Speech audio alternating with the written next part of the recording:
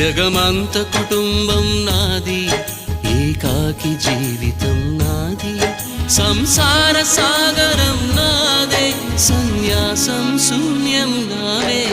జగమంత కుటుంబం నాది, ఏకాకి జీవితం నాది.